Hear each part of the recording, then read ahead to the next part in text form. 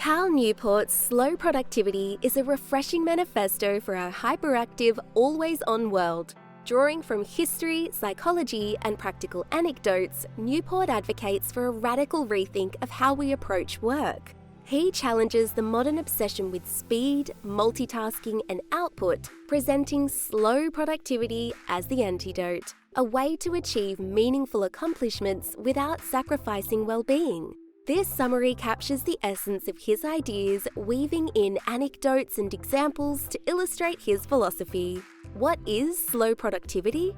At its core, slow productivity is about focusing on fewer, more meaningful tasks over longer periods. Newport contrasts this with the frenzy of fast productivity, where endless to-do lists, constant notifications, and unrealistic deadlines dominate.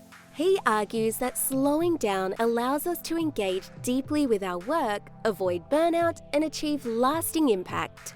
Think of the slow productivity mindset as the difference between planting a single, sturdy oak versus scattering dozens of fast-growing but fragile saplings. One requires patience but lasts for generations. The other may wither before it thrives. The myth of hustle, a historical perspective. Newport starts with a historical anecdote about medieval stonemasons. These craftsmen spent decades, sometimes their entire careers, building cathedrals, focusing on every intricate detail. They worked steadily, knowing that quality took precedence over speed. Newport contrasts this with today's gig economy, where workers are expected to juggle multiple jobs and tasks simultaneously, often leading to exhaustion.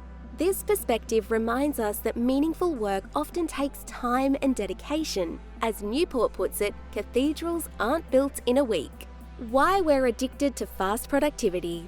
Modern tools like email, project management apps, and social media have created an environment where busyness is mistaken for productivity. Newport shares the story of a young tech worker who, despite working 80-hour weeks, felt she was barely keeping up.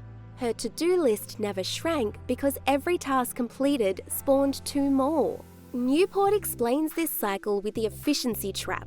The more efficient you become, the more work you attract. Slow productivity, in contrast, asks us to break the cycle by focusing on less and doing it better. If you'd like a copy of Slow Productivity, or any other book for that matter, click the link in the description for more info. And while you're there, don't forget to hit the like and subscribe button. The Power of Depth, a case study. Newport recounts the story of an academic named Sarah who struggled to balance teaching, research, and administrative duties. Feeling overwhelmed, she embraced slow productivity by radically prioritizing.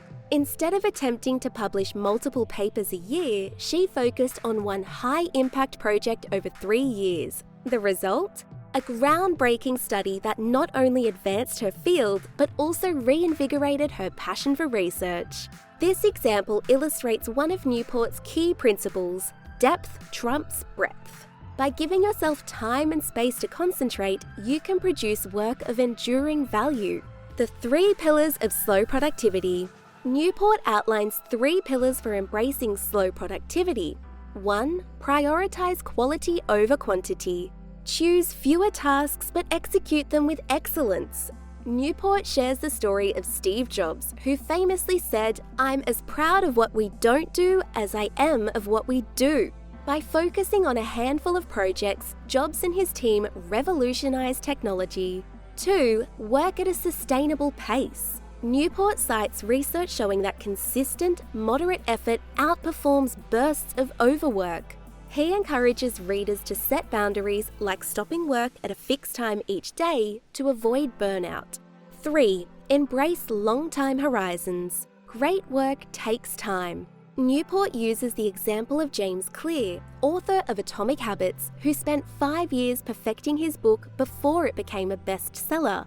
Patience and persistence are key to slow productivity. Practical tips for implementing slow productivity. Newport offers actionable advice such as time blocking. Reserve specific hours for deep work free from distractions. Single tasking. Resist the urge to multitask. Instead, give your full attention to one task at a time. Reflection and pruning. Regularly review your commitments and eliminate low-value activities. A particularly memorable story involves a CEO who banned after-hours emails at his company. The result? Higher employee satisfaction and productivity, proving that slow productivity isn't just a personal choice, it can transform entire organizations. The long-term benefits. Adopting slow productivity, Newport argues, leads to greater job satisfaction, reduced stress, and better health. It also fosters creativity, as a rested mind is more innovative. He closes the book with a powerful reminder: life is finite. Focus on what truly matters. Conclusion. Slow productivity isn't just about working smarter, it's about living smarter. Newport invites us to step off the treadmill of hustle culture and embrace a more intentional, fulfilling way of working.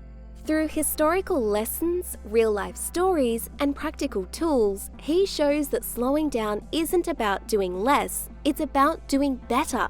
This is your invitation to stop rushing, start focusing, and rediscover the joy of purposeful accomplishment. On that note, our next summary shows you how to profit from your well-crafted plans. Stick around for 12 months to $1 million by Ryan Daniel Moran.